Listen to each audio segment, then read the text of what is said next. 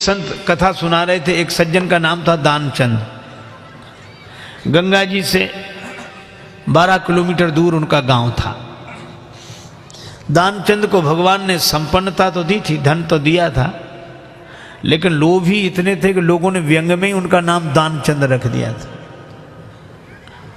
कभी कोई पुण्य कार्य नहीं किया, कहते खर्च होगा। तो पत्नी ने कहा कि गंगा जी नहाया 12 किलोमीटर दूर हैं, इसमें क्या खर्च हो रहा है, चले जाओ। सवारी की भी जरूरत नहीं, पैदल पैदल चले जाओ, पर गंगा जी तो नहा लो।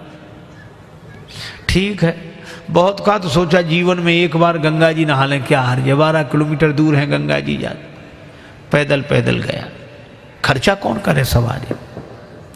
अब गंगा जी किनारे पहुंचकर सोचा घाट पर नहीं जाएंगे, वहां पंडा लोग रहते हैं, पंडा कहेंगे कि दान दो। तो मुर्दा घाट पर गए।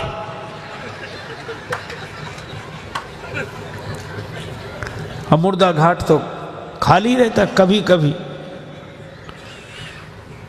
कभी कभी दुनिया में अपने घर में कोई सीट खाली करता है तो मुर्दा घाट भरता है, बाकी तो खाली है।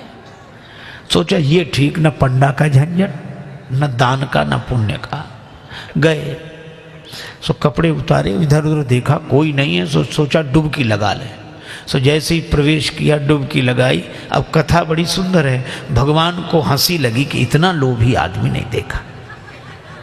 तो भगवान ने सोचा कि चलो आज हम इसको छकाते। तो दानचंद ने देखा इधर उधर कोई नहीं था, पर गंगा जी में जैसे ही डुबकी लगा के और बाहर निकले, वैसे ही पंडा के रूप में भगवान उपस्थित। यजमान की जय हो।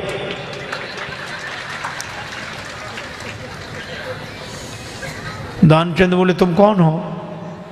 भगवान ने कहा कि हम पंडा हैं, संतोषी ब्राह्मण हैं, इसी घाट पे पड़े रहते हैं। दानचंद बोले मुर्दा घाट भी नहीं छोड़ा।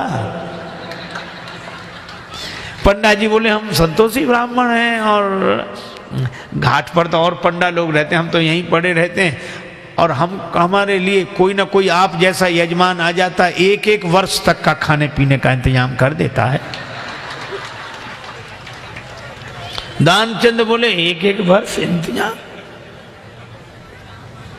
हम 1 दिन का भी नहीं कर सकते, 1 समय का भी नहीं।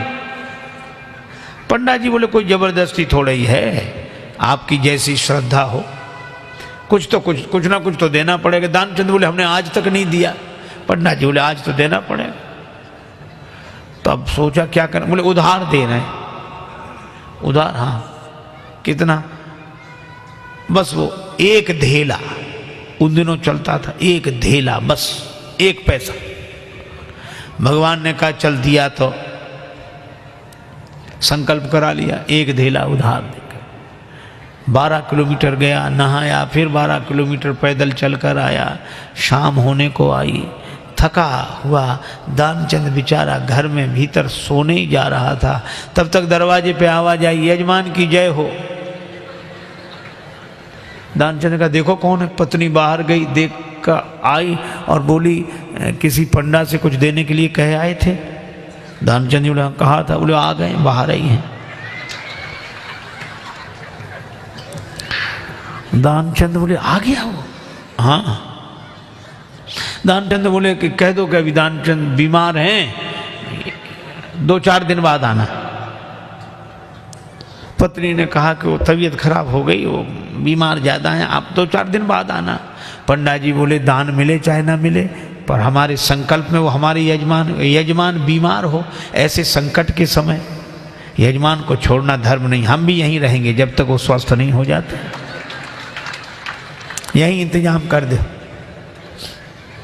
आप तो सामग्री ला दो, हम तो बना लेंगे अपने हाथ से भोजन। पत्नी ने फिर जाके कहा, पर दानचंद भी अद्भुत आदमी, कहने लगा नहीं जा रहा ना। बोलो कह रहे यहीं रहेंगे जब तक बीमार रहोगे। दानचंद बोला तो कह दो मर गए वो।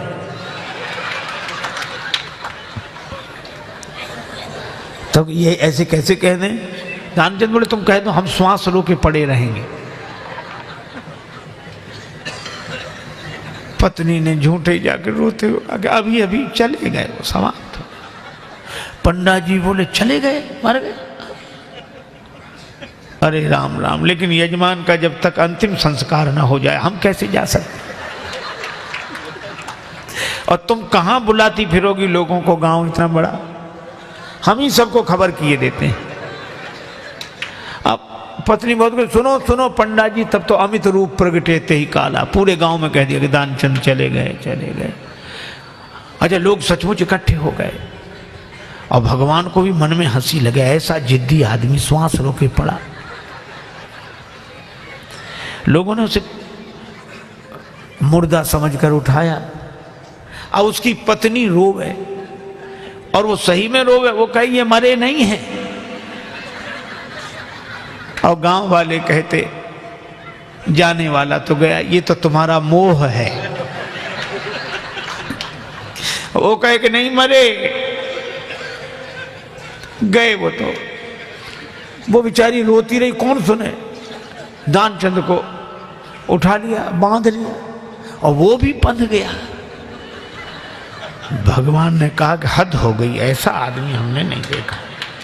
भगवान को लगा कि सब हमसे हार जाते हैं, आज हम हार गए इससे। ले गए, चिता पर रख दिया, अग्नि लगने वाली थी। भगवान ने कहा ये मर जाएगा लेकिन देगा नहीं कुछ। तो भगवान ने कहा कि यजमान के कान में हम कुछ मंत्र बोलेंगे। हाँ ठीक है। सो भगवान ने कान में कहा, आया हूं बैकुंठ से तुम हित नाता जोड़।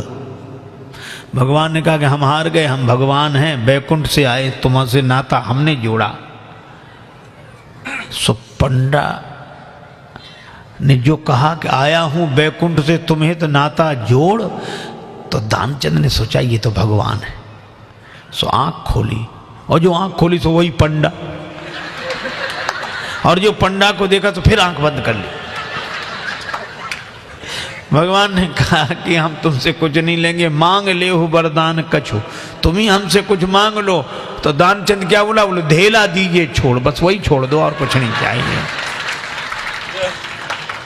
अब बोलो, ये लोभ की अति, इतनी अति।